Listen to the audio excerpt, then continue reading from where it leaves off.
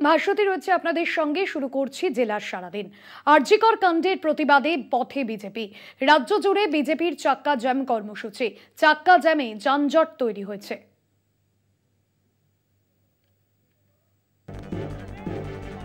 আসানসোলের জামুরিয়ার চাঁদা মোড়ে 2 নম্বর জাতীয় সড়ক অবরোধ করে বিক্ষোভ দেখায় বিজেপি। টায়ার জ্বালিয়ে বিক্ষোভ বিজেপি, ফলে জাতীয় সড়কে যানজটের সৃষ্টি হয়। পরে অবরোধকারীদের হটিয়ে দেয় পুলিশ। এছাড়াও আসানসোলের কোর্ট চত্বরে ঘড়ি মোড়ে বিজেপির চাক্কা জ্যাম কর্মসূচি পালন। বারাবণীর নুনি মোড়ে আসানসোল থেকে গৌরান্ডি যাওয়ার রাস্তা অবরোধ বিজেপি। পুলিশের সঙ্গে ধস্তাধস্তি বিজেপির নেতা অরিজিৎ রায়ের। পশ্চিম মেদিনীপুর জেলার দাসপুরের গৌড়া এলাকায় ঘাটাল পাঁশকুড়া জাতীয় সড়ক অবরোধ করে বিজেপির চাক্কা জ্যাম কর্মসূচি। বিজেপির নেতারা দলীয় পতাকা হাতে নিয়ে রাজ্য সড়কের ওপর বসে এই বিক্ষোভে সামিল হয়। চাক্কা জ্যামে যানজট। সোদপুর এইচবি টাউন মোড়ে টায়ার জ্বালিয়ে বিজেপির অবরোধ কর্মসূচি, ব্যাহত যান চলাচল। কাকদ্বীপের চৌরাস্তার মোড়ে 117 নম্বর জাতীয় সড়ক অবরোধ করল বিজেপির কর্মীরা। আরজিকর কাণ্ডের বিচারের দাবিতে এই অবরোধে যান চলাচল অবরুদ্ধ। টায়ার জ্বালিয়ে রাজ্য সড়ক অবরোধ বিজেপি। কাঁকসার মিনিবাজার বাসস্ট্যান্ডের পানাগড় মোরগ্রাম রাজ্য সড়কের ওপর টায়ার জ্বালিয়ে রোড অবরোধ বিজেপির কর্মী সমর্থকদের। বিজেপির এই কর্মসূচিতে সামিল বর্ধমান সদরের বিজেপির জেলা নেতৃত্ব। বিজেপির পথ অবরোধের জেরে পানাগড় মোরগ্রাম রাজ্য সড়কে যান চলাচল বন্ধ হয়ে পড়ে। ঘটনাস্থলে কাঁকসা থানার পুলিশ পৌঁছে বিক্ষোভকারীদের সরিয়ে রাজ্য সড়কে যান চলাচল স্বাভাবিক করে।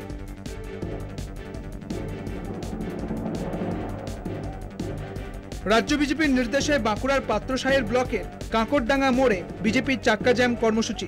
5 মিনিটের মধ্যেই পুলিশ অবরোধকারীদের হটিয়ে দেয়। বিজেপির এই কর্মসূচিকে তীব্র কটাক্ষ তৃণমূল কংগ্রেসের।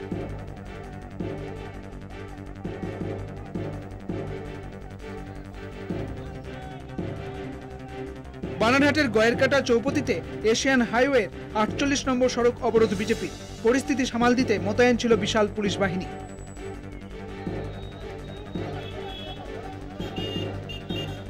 ধূপগুড়ি চৌপতির পাশাপাশি স্টেশন শালবাড়ি এলাকায় অবরোধ করে বিক্ষোভ দেখায় বিজেপির কর্মী সমর্থকরা। পথ অবরোধ করে আরজিকরের ঘটনার দোষীদের গ্রেপ্তার করে কঠোর শাস্তির দাবিতে বিক্ষোভ। কলকাতা টিভি।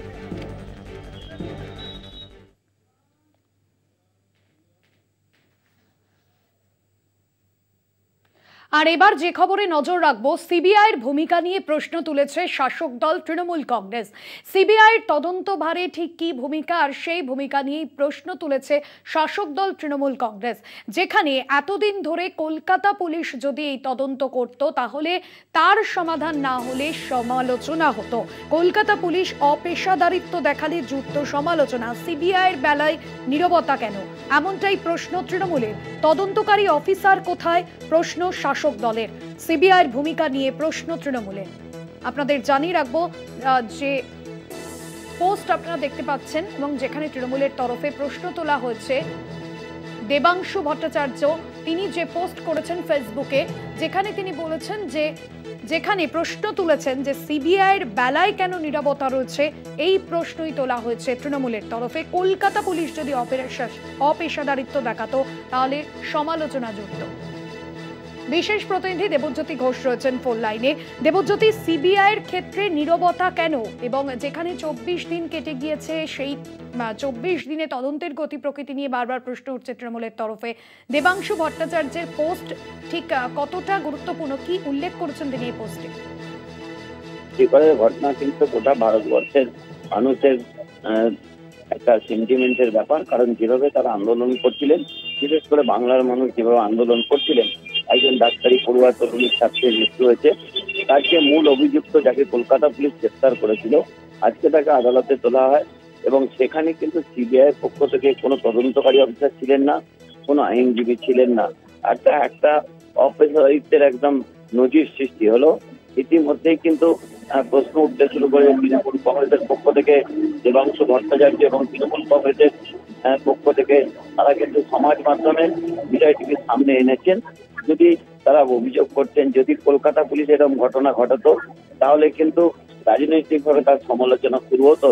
কিন্তু সিবিআই এর মতো একটা এজেন্সি, যে যেভাবে এই ঘটনাকে এত লঘু করে দেখার চেষ্টা করছেন, এবং সঞ্জয় রায়ের মতন একজন অভিযুক্ত যাকে নিয়ে গোটা বাংলা তোলপাড় হচ্ছে তার ঘটনার জন্য, তাকে যখন আদালতে তোলা হলো সেখানে সিবিআই পক্ষ থেকে কোনো তদন্তকারী অফিসারও ছিলেন না এবং কোনো আইনজীবীও সেখানে উপস্থিত ছিলেন না, যা নিয়ে কিন্তু প্রশ্ন উঠতে শুরু করেছে।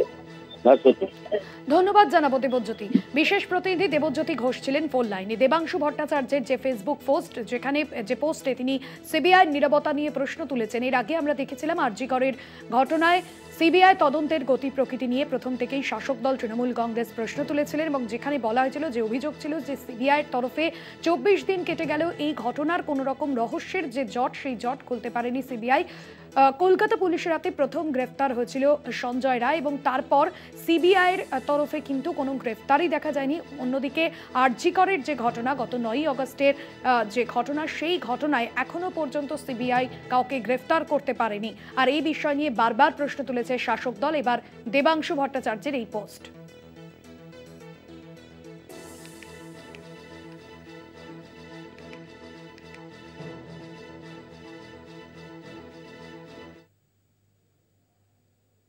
আরজি করে প্রাক্তন অধ্যক্ষ সন্দীপ ঘোষের দুর্নীতির কিনারায় জেলায় জেলায় ইডির হানা। শুক্রবার একযোগে হাওড়া, হুগলি, দক্ষিণ 24 পরগনা, কলকাতার বিভিন্ন জায়গায় ইডি আধিকারিকদের তল্লাশি অভিযান।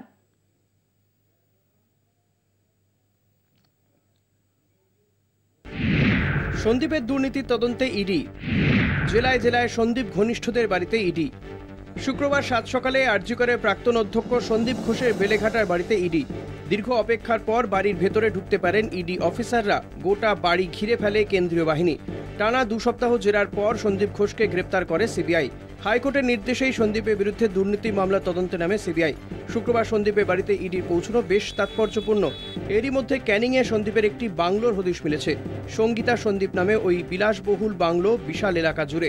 সেখানে রয়েছে একটি খামার বাড়িও। সুভাষগ্রামে আরজিকর মেডিকেল কলেজে প্রাক্তন অধ্যক্ষ সন্দীপ ঘোষের ঘনিষ্ঠ প্রসূন চট্টোপাধ্যায়ের বাড়িতেও পৌঁছয় ইডি। তল্লাশি পর প্রসূনকে নিয়ে জীবনতলায় সন্দীপের বিলাসবহুল বাংলোর তল্লাশিতে যায় ইডি। 7 সকালে সন্দীপ ঘনিষ্ঠ প্রসূন চট্টোপাধ্যায় বাড়িতে পৌঁছেছিল ইডি। তরুণী চিকিৎসক ধর্ষণ ও খুনের ঘটনায় সেমিনার হলের ভাইরাল ভিডিওয়ে দেখা গিয়েছিল প্রসূনকে। সন্দীপ ঘোষের পিএ বলে নিজের পরিচয় দিতেন এই প্রসূন চট্টোপাধ্যায়। সন্দীপ ঘোষের সঙ্গে প্রায়শই দেখা যেত প্রসূনকে। দীর্ঘ তল্লাশি পর প্রসূনকে আটক করে ইডি। শুক্রবার হুগলির বৈদ্যবাটিতেও পৌঁছয় ইডির একটি টিম। টানা 8 ঘন্টা জিজ্ঞাসাবাদ ও তল্লাশির পর বৈদ্যবাটির ব্যবসায়ী কুণাল রায়ের বাড়ি থেকে বেরোন ইডি আধিকারিকরা। সকাল 7টায় বৈদ্যবাটির শঙ্করপল্লী এলাকায় কুণাল রায়ের বাড়িতে হানা দেয় ইডির 6 আধিকারিক। বাড়ি ঘিরে রাখেন কেন্দ্রীয় বাহিনীর জওয়ানরা।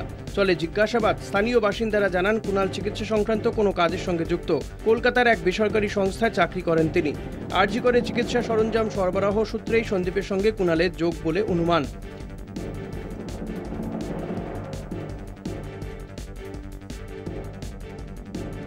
সন্দীপ ঘোষের আর্থিক দুর্নীতি তদন্তে হাওড়া সাকরাইলেও ইডি। শুক্রবার 7 সকালে সাকরাইলের বাসুদেবপুর হাটগাছায় বিপ্লব সিং এর বাড়িতে হানা দেয় ইডি। ব্যবসায়ী বিপ্লব সিং সন্দীপ ঘোষের অত্যন্ত ঘনিষ্ঠ। আগেই তাকে গ্রেপ্তার করেছে সিবিআই। এবার তার বাড়িতে ইডি। জানা গিয়েছে মা তারা ট্রেডার্স নামে বিপ্লব সিং এর সংস্থা থেকে আরজিকর হাসপাতালে মেডিকেল ইনস্ট্রুমেন্ট সাপ্লাই হতো। আরজিকরে চিকিৎসা সরঞ্জাম যোগানে দুর্নীতি তদন্তে নেমেছে ইডি। এদিনই সাকরাইলের কৌশিক কোলের বাড়িতেও অভিযান চালায় ইডি। প্রাথমিকভাবে জানা গিয়েছে বিপ্লব সিং এর ঘনিষ্ঠ এই কৌশিক বিপ্লবের হিসেব রক্ষক। কলকাতা টিভি।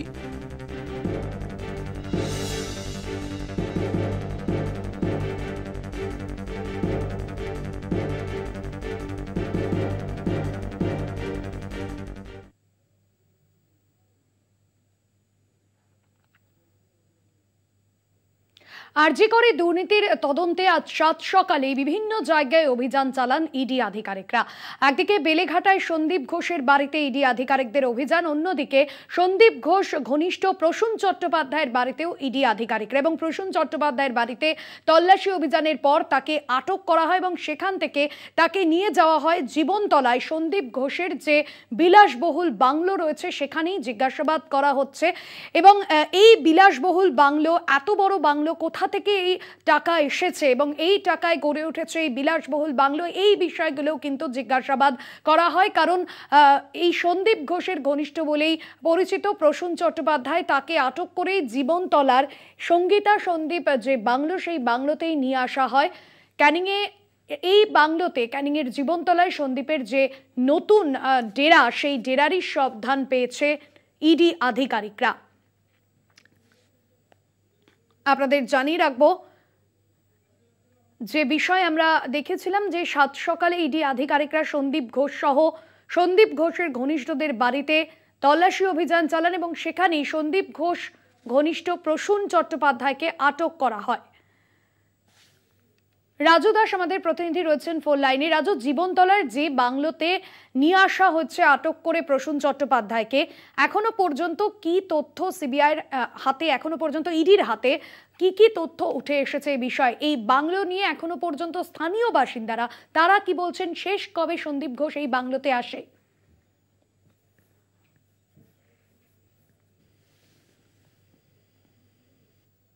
কোম্পানির আয়ত্তায় ছিল এবং সেখান থেকে তাদের থেকে কেনে এবং তারপরেই মানুষজন জানায় সন্দীপ ঘোষ এবং তার পরিবারের লোকজনকে নিয়ে মাঝে মধ্যেই এখানে আসতেন এবং এই আরজিকর কাণ্ডের আগে পর থেকে কিন্তু তিনি আর আসছেন না। এবং মূলত যে তাদের দাবি হচ্ছে সন্দীপ ঘোষ এখানে এই বাংলোটি কেনার পরে এখানে অনেক নতুন করে কমপ্লেক্স তৈরি করেছেন এবং আলিশান বাংলো বলতে যা বোঝায় সেখানে কিন্তু তাই করেছেন। কয়েকশো বিঘে জমি কিন্তু সেই এলাকা থেকে নিয়েছেন এবং সেই এলাকায় কিন্তু এই বাংলো করেছেন। এবং এই বাংলোর খবর যখন আমরা সকাল থেকেই করি তখনও পর্যন্ত ইডির আধিকারিকরা এই বাংলোতে আসেননি এবং তারপরেই বেলা বাড়ার সাথে সাথে তার যে পিএ তাকে কিন্তু তার বাড়ি থেকে সরাসরি এই জীবনতলা এখানে নিয়ে আসা হয় এবং এখানকার যে কেয়ারটেকার তিনি 7,000 টাকার মাইনেতে চাকরি করতেন এবং সন্দীপ ঘোষ তাকে মাইনে দিতেন বলে প্রতি মাসে, এবং তিনি জানিয়েছেন যে তারা মাঝে মধ্যেই আসতেন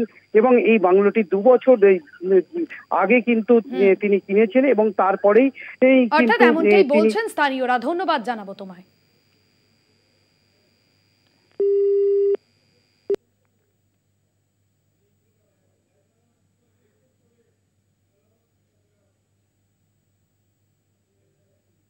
অন্যান্য খবর নিয়ে ফিরছি একটা বিরতির পর, সঙ্গে থাকুন। ফিল্ম বিরতির পর যে খবরে নজর রাখবো, বিনা চিকিৎসায় মৃত্যুর অভিযোগ। আরজিকর হাসপাতালে 3 ঘন্টা চিকিৎসা না হওয়ার অভিযোগ। দুর্ঘটনায় আহত যুবককে ভর্তিও করেনি হাসপাতাল। শ্রীরামপুর থেকে রেফার করা হয় আরজিকরে। পরিবারকে বেসরকারি হাসপাতালে যাওয়ার পরামর্শ। আরজিকর কর্তৃপক্ষ পরামর্শ দেয় বলে দাবি পরিবারের। জানিয়ে রাখবো, দুর্ঘটনায় আহত যুবককে ভর্তিও করেনি হাসপাতাল। শ্রীরামপুর থেকে রেফার করা হয় ওই যুবককে। আরজি করে পরিবারকে বেসরকারি হাসপাতালে যাওয়ার পরামর্শ। রিয়া মাঝি আমাদের প্রতিনিধি রয়েছেন ফোন লাইনে। রিয়া, পরিবারকে বেসরকারি হাসপাতালে যাওয়ার পরামর্শ দেয় আরজি কর, যেখানে শ্রীরামপুর থেকে তাকে রেফার করে দেওয়া হয় আরজি করে। কেন হাসপাতাল কর্তৃপক্ষের তরফে কিছু জানা গিয়েছে কি, জানা যাচ্ছে? একদমই, দেখো ইতিমধ্যেই আমরা পরিবারের সঙ্গে কথা বলেছি এবং পরিবার যেমনটা দাবি করেছে যে 4টের সময় এই ঘটনাটি ঘটে কোন্নগরে এবং তারপরে সেখান থেকে শ্রীরামপুর হাসপাতালে তাদেরকে মেডিকেল কলেজে নিয়ে যাওয়া হয় এবং সেখান থেকে রেফার করা হয় আরজি করে এবং তড়িঘড়ি আরজি করে আনলে আরজি করে ডাক্তাররা তাকে ট্রিটমেন্ট করতে তারা বলে যে এই মুহূর্তে আরজি করে ট্রিটমেন্ট হবে না, কারণ ডাক্তাররা বিজি আছে, ডাক্তাররা নেই বলে এমনটাই জানানো হয় বলে পরিবারের তরফ থেকে দাবি করা হয়। এবং আরো বলা হয় যে তারা যাতে প্রাইভেট হসপিটাল ট্রিটমেন্ট করায় এমনটাই কিন্তু পরিবার তারা দাবি করেছে যে হসপিটালে, অর্থাৎ আরজিকরের তরফ থেকে বলা হয়েছে যে প্রাইভেট হসপিটালে নিয়ে ট্রিটমেন্ট করতে এবং পরিবারের দাবি যে তারা কিভাবে প্রাইভেট হসপিটালে নিয়ে এসে ট্রিটমেন্ট করবেন, কারণ অনেক টাকার রয়েছে। সেক্ষেত্রে তাই জন্য মেডিকেল কলেজে নিয়ে আসা হয়েছিল, কিন্তু মেডিকেল কলেজে এই ট্রিটমেন্ট তাকে দেওয়া হয়নি এবং বিনা চিকিৎসায় তার মৃত্যু হয়েছে বলে এমনটাই পরিবারের তরফ থেকে অভিযোগ আনা হচ্ছে। এবং ইতিমধ্যেই যেটা দেখা গিয়েছে যে সেই যুবক 28 বছরের যে যুবক যাকে আনা হয়েছিল বিক্রম ভট্টাচার্য, সেই যুবকের মৃত্যু হয়েছে, বিনা চিকিৎসায় মৃত্যু হয়েছে বলে এমনটাই অভিযোগ আনছে পরিবারের তরফ থেকে। ধন্যবাদ রিয়া। রিয়া মাঝি আমাদের প্রতিনিধি ছিলেন ফোন লাইনে। আরজিকর কর্তৃপক্ষ পরামর্শ দেয় বলে এমনটাই দাবি করছে পরিবার। আরজিকরে পরিবারকে বেসরকারি হাসপাতালে যাওয়ার পরামর্শ আরজিকর কর্তৃপক্ষই পরামর্শ দেয় এবং শ্রীরামপুর থেকে তাকে রেফার করা হয়। দুর্ঘটনা আহত হয়েছিলেন ওই যুবক এবং দুর্ঘটনা আহত হয়েও তাকে ভর্তি করেনি হাসপাতাল। বিনা চিকিৎসায় মৃত্যুর অভিযোগ আরজিকর হাসপাতালে। 3 ঘন্টা চিকিৎসা না হওয়ার অভিযোগ। দুর্ঘটনায় আহত যুবককে ভর্তিও করেনি হাসপাতাল। শ্রীরামপুর থেকে রেফার করা হয় আরজিকরে। পরিবারকে বেসরকারি হাসপাতালে যাওয়ার পরামর্শ দেয় আরজিকর কর্তৃপক্ষ।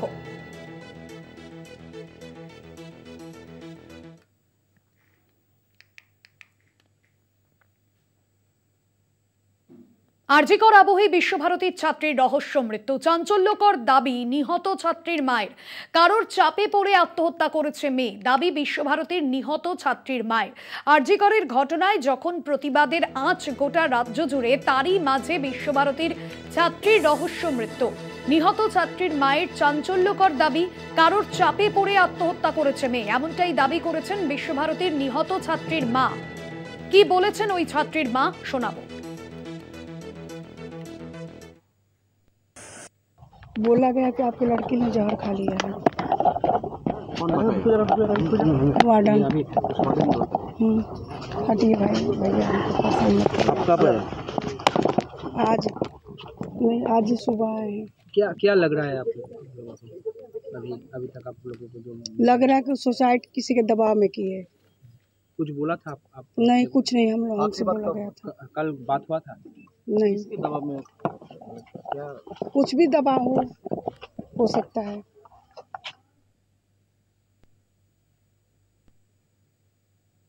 জেলার সারাদিন এখন এ পর্যন্তই। দেখতে থাকুন কলকাতা টিভি, রাত দিন 7 দিন।